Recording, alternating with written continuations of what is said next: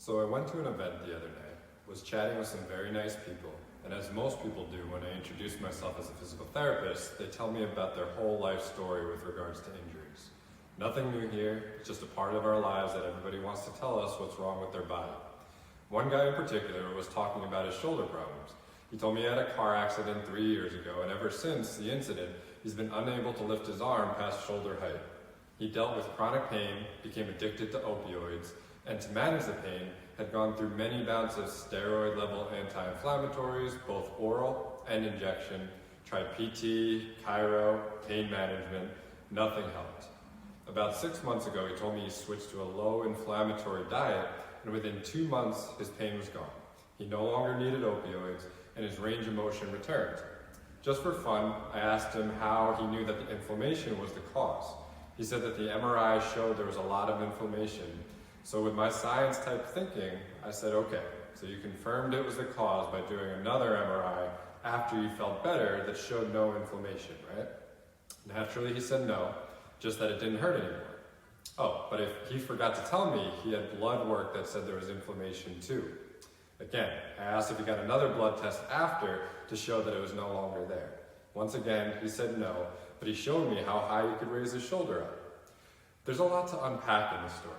First of all, congratulations to this gentleman for finding relief, trying something different and not giving up in his pursuit of finding a successful way to recover shoulder function and eliminate a powerful addiction. I have the utmost respect for anybody who can successfully navigate these treacherous waters and find the light at the end of a dark tunnel. Bravo. I find there's often more losers in this game than there are winners, so it's really awesome to hear a success story. What I want to try to unpack in this story is the idea of inflammation. It's a buzzword that we hear everywhere we go. This idea of ridding ourselves of inflammation. There's cold baths or plunges, which is a new trend. We hear it with regards to nutrition, sleep, exercise, injuries, everywhere we go. But like many things that are commonplace in society, the vast majority of us have absolutely no idea what we're talking about. And I feel very confident in saying that. At the heart of the inflammation debate involves a really important conundrum. Is inflammation even a bad thing? It's a not so novel concept that has actually been discussed for decades. But somewhere along the line, because we all like to blame something for the reason things hurt, inflammation fell on that sword for us. It was very easy and logical for most of us to think, okay, injury, something's torn or broken, inflammation occurs. So if inflammation occurs when something's damaged, then it is bad, right? Perfectly logical. But what inflammation really is a collection of cells, cytokines, a sympathetic vasodilation response which increases blood flow. I won't bore you with all the intricate details of how it works because you can look that up. But essentially it's our body's way of repairing itself and cleaning up debris. Do you see the conundrum here?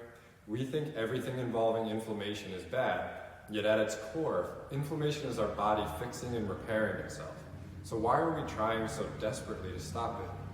There's a whole subset of clinicians that don't use modalities like ice or heat or ultrasound or stim. Me being one of them, because we don't really see the inherent value for healing purposes. These modalities can 100% affect the way we experience pain, either by dulling them or distracting them. So they absolutely have a place with regards to pain modulation. But that is very different from inflammation. They are two very different things. Pain is not always caused by inflammation, and almost never if the injury is more than a week or two old. At its root, there's very little evidence to say that we can speed up healing by reducing inflammation, or actually with any technique for that matter, but that's a story for another day. In fact, there's studies and arguments that it might actually slow down healing when we were talking about cryotherapy. The more appropriate and science-backed answer is that the amount of inflammation has little to no effect on healing. Plain and simple, we have to stop blaming inflammation for why things hurt when there's almost no evidence to support this. The one exception, of course, is with an acute traumatic incident where that inflammatory response certainly stimulates a pain response. So let's go back to my new friend. Remember, he could not raise his arm over shoulder height, but an anti-inflammatory diet, whatever that is, eliminated his inflammation and returned his range of motion where clinicians had previously failed. So there's two possibilities here. One, he's either full of crap and this entire story was made up, which is certainly plausible. Or two, me being the optimist and actually believing him, is that we have no idea why his shoulder recovered. I am 100% certain it had nothing to do with inflammation. I know this because we had powerful oral and injectable steroids, anti-inflammatories that had no effect on the pain or function for years. No food groups, anti-inflammatory or not, are as powerful as those medicines for reducing inflammation. That I can assure you. He also had no evidence that his inflammation was reduced, just that his shoulder stopped hurting and he had regained his function. But as a PT who's worked with many people with chronic pain and conditions like frozen shoulder, there's still a lot we don't know, and that's okay. His lifestyle change could definitely have gotten his shoulder better. Whether it was the shock to his system that it needed to let go of tension and pain, whether it was his belief and optimism in a solution that unlocked his nervous system and let go of that neural block, or maybe there are more direct links between the gut biome and the physical self, which we know exists, but just haven't been able to get to the point where we can explain the process more directly with science just yet. We have no way to prove what the real reason actually was. The fact is, his story, true or false, gives us some important enlightenment.